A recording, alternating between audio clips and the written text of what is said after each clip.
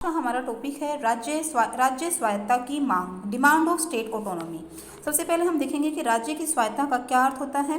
राज्य स्वायत्ता का अर्थ है कि किसी को भी अपने क्षेत्र में निर्बाध कार्य करने की स्वतंत्रता, अर्थात जो अधिकार या जो शक्तियां उस व्यक्ति को या राज्य को मिली हैं, अपनी उन शक्तियों का प्रयोग वो बिना किसी के हस्तक्षेप के कर सके। यही बात राज्यों की स्वायत्ता में भी आती है कि राज्य की स्वायत्ता का अर्थ ये होता है कि राज्यों को संविधान की तरफ से जो अधिकार, जो शक्तियाँ मिली हुई हैं, उन शक्तियों का, उन अधिकारों का प्रयोग वो केंद्र सरकार के हस्तक्षेप के बिना कर सकें। इसे राज्य की स्वायत्ता कहते हैं। राज्य की स्वायत्ता की मांग के क्या कारण हैं, कि राज्य अपनी स्वायत्ता की मांग क्यों कर रहे हैं, इनके पीछे क्या कारण है। सबसे पहला पॉइंट है संसद की व्यापक विधि निर्माण शक्तियाँ। संसद क्योंकि केंद्र सरकार का अंग है और हमारे संविधान में संसद को कानून बनाने की अधिक शक्तियाँ दी गई हैं राज्यों के मुकाबले में।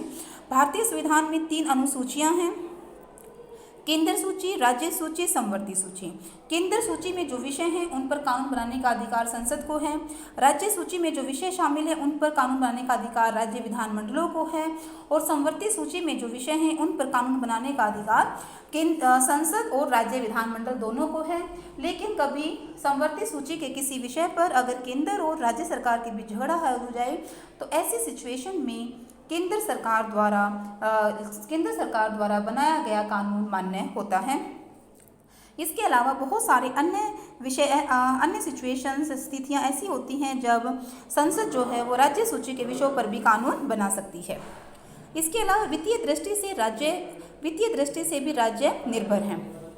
भारतीय संविधान में केंद्र और राज्यों के बीच जो वित्तीय विभाजन किया गया है उसमें राज्यों का जो हिस्सा है वो कम होता है और अपनी आवश्यकताओं की पूर्ति करने में राज्य अपने आप को पूर्णतः असमर्थ पाते हैं, जिसके कारण वित्तीय दृष्टि से राज्यों को जो है वो केंद्र का मुंह ताकना पड़ता है।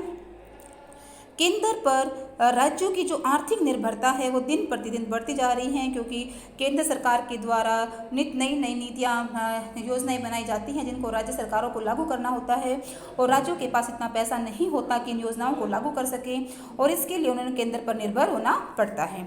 इसीलिए भी जो राज्य हैं वो अपनी स्वायत्ता की मांग कर रहे हैं ताकि उनको आर्थिक दृष्टि से केंद्र पर निर्भर होना ना पड़े।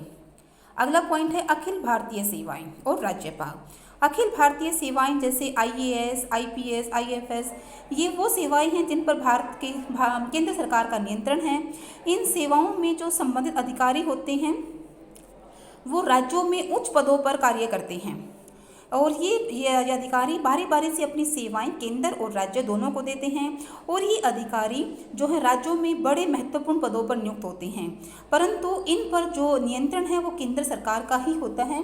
राज्य सरकारें केवल इनका तबादला कर सकती हैं, वो इनको अन्य किसी प्रकार का इनके ऊपर कोई एक्शन नहीं ले सकती हैं। और इस प्रकार अखिल भारतीय सेवाओं के माध्यम से भी केंद्र सरकार जो है वो राज्यों के ऊपर अपना नियंत्रण स्थापित करती हैं, जिसके लिए जो है राज्य हैं वो अपनी स्वायत्ता की मांग करते हैं। अगला पॉइंट है राज्यों के बीच भाषाई और सांस्कृतिक विभाजन। भारत विविधताओं का देश है। भारत में विभिन्न राज्य हैं जिनमें अलग अलग प्रकार की भाषाएं बोली जाती हैं, उनके अलग अलग प्रकार की संस्कृतियां हैं।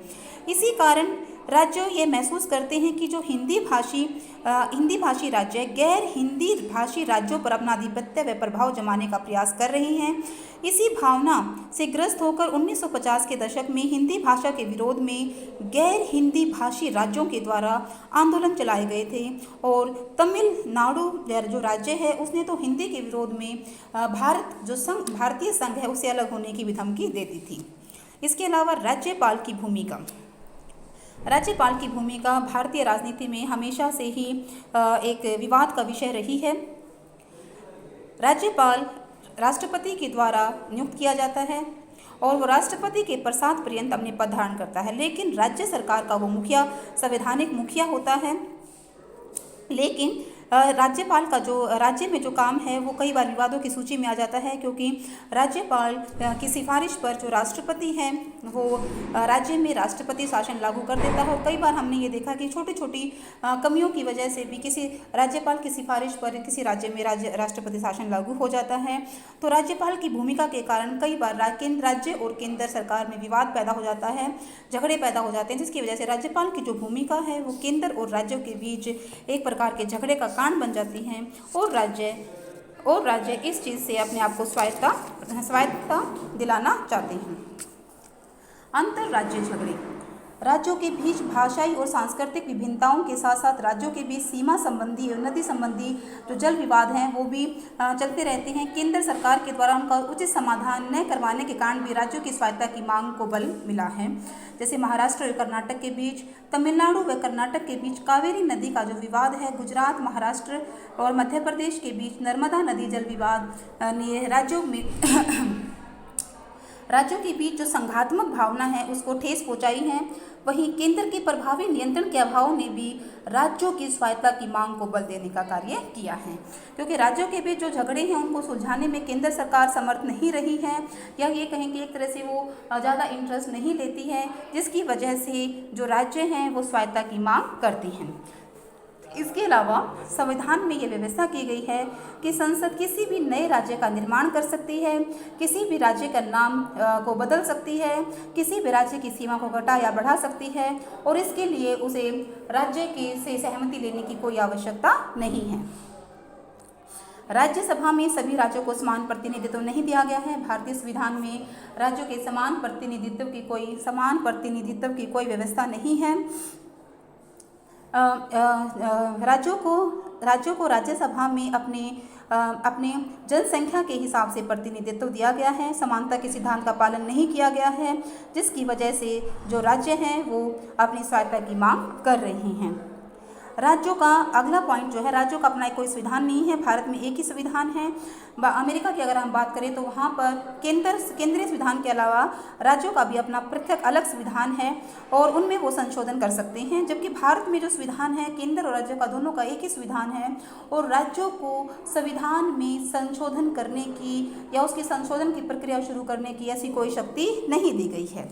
इसके अलावा क्षेत्रीय राजनीतिक दलों का अत्यधिक विकास हो चुका है। ये राजनीतिक दल जो हैं, ये क्षेत्रीय राजनीतिक दल जो हैं वो केंद्र सरकार में भी अपनी महत्वपूर्ण भूमिका अदा करते हैं। इन क्षेत्रीय दलों ने केंद्र में गठित होने वाली सरकारों में अपनी महत्वपूर्ण भूमिका निभाई है, जिसके परिणाम स्वरूप क्षेत्रीय दल अपने क्षेत्र के लोगों में यह विश्वास पाने की पुरजोश कोशिश में लगे रहते हैं कि राज्यों का विकास केंद्र सरकार द्वारा नहीं बल्कि क्षेत्रीय दलों की सरकार द्वारा ही संभव हो सकता है। इस तरह विभिन्न राज्यों में जो क्षेत्रीय दल हैं वो राज्यों की स्वायत्तता की मांग कर रहे हैं।